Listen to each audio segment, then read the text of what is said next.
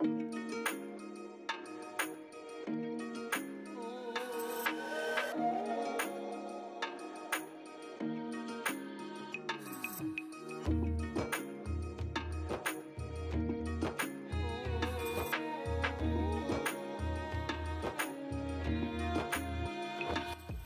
Everyone, स्वागत आहे तुमचं एका नवीन ब्लॉगमध्ये। तर आजची जी सुरुवात आहे दिवसाची ती झाली आहे आमची अशी। आज मला मेथीचे लाडू बनवायचे, त्यासाठी माझे हे जे हेल्पिंग हँड्स आहेत ते मला मदत करत आहे। घरकामात कुणीतरी अशी मदत केली की खूपच बरं वाटतं आणि त्यांनाही तितकंच बरं वाटतं आहे मला मदत करण्यात। त्यांना आज ड्रायफ्रूट्स बारीक करायचा टास्क होता, म्हणे आम्हाला करायचं आहे। म्हटलं करा मग तुम्ही पण, तितकंच मुलंसुद्धा बिझी असतात त्या कामामध्ये आणि कामं कशी करावी ते सुद्धा त्यांना कळतं यातूनच। ते जोपर्यंत वाटताय तोपर्यंत मी जेवणाची तयारी करून घेतली। त्यासाठी मी आज सिंपल असं जेवण तयार केलेलं आहे, पिठलं भाकरी। जेवण झाल्यानंतर लाडू करायची मोहीम जी आहे ती हाती घेतली आणि जे ड्रायफ्रूट्स वाटलेले आहे ते आपल्याला लो टू मीडियम फ्लेमवर 2 ते 3 मिनिटापर्यंत भाजून घ्यायचं आहे। आणि गव्हाचं जे पीठ आहे ते मी जाडसर असं दळून घेतलेलं होतं, ते सुद्धा मी पहिलेच असं लो टू मीडियम फ्लेमवर जवळपास 5 ते 6 मिनिटापर्यंत भाजून घेतलेलं आहे। पूर्ण रेसिपी जी आहे ती मी माझ्या दुसऱ्या चॅनलवर अपलोड केलेली आहे, आपल्याला वाटलं तर आपण जाऊन तिथे चेक करू शकता। आणि लाडू तर इतके छान झाले की आपल्याला अजिबात कडू लागणार नाही आणि लहानांपासून मोठे सगळेच आवडीने खातील।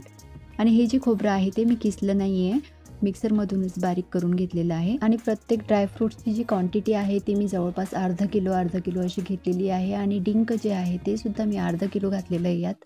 आणि जी मेथी आहे ती पहिले बारीक करून घेतल्यानंतरच मी ती दुधामध्ये गाळून ठेवलेली होती रात्रभर। आणि कोणतेही जे लाडू आपण बनवतो ते गरम असतानाच बनवले तर वळले जातात, नाही तर ते थंड झाल्यानंतर अजिबात वळले जात नाही, म्हणून गरम असतानाच ते वळून घ्यायला पाहिजे आपण। आणि ह्याला नाही म्हटलं तरी तो तयारच असतो बाकी सगळ्या कामामध्ये मला हेल्प करायला।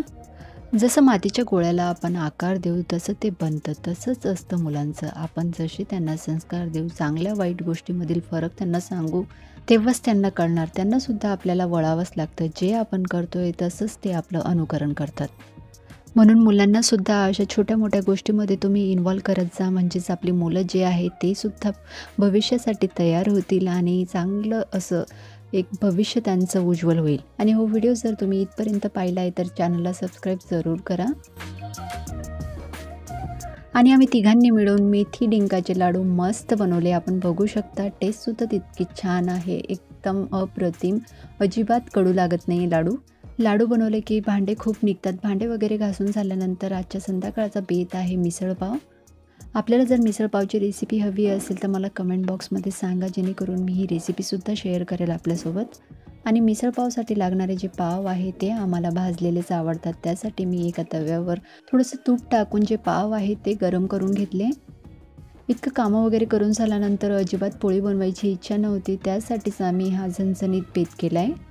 पूर्ण घरात मेथीच्या लाडूचा वास येत होता, अजिबात दुसरं काही खावंसं वाटत नव्हतं, त्यासाठी हा झणझणीत बेत खूपच बेस्ट आहे। बऱ्याच वेळेस आपल्याला वेळ नसतो काही बनवायला, किंवा असं असतं की आपल्याला काही खावंसं वाटत नाही, त्यावेळेस हे आपण जरूर ट्राय करून बघा, आपल्याला नक्कीच आवडेल। तर आजचा हा छोटासा ब्लॉग आपल्याला कसा वाटला मला कमेंट बॉक्समध्ये जरूर सांगा आणि चॅनलला सबस्क्राईब करा।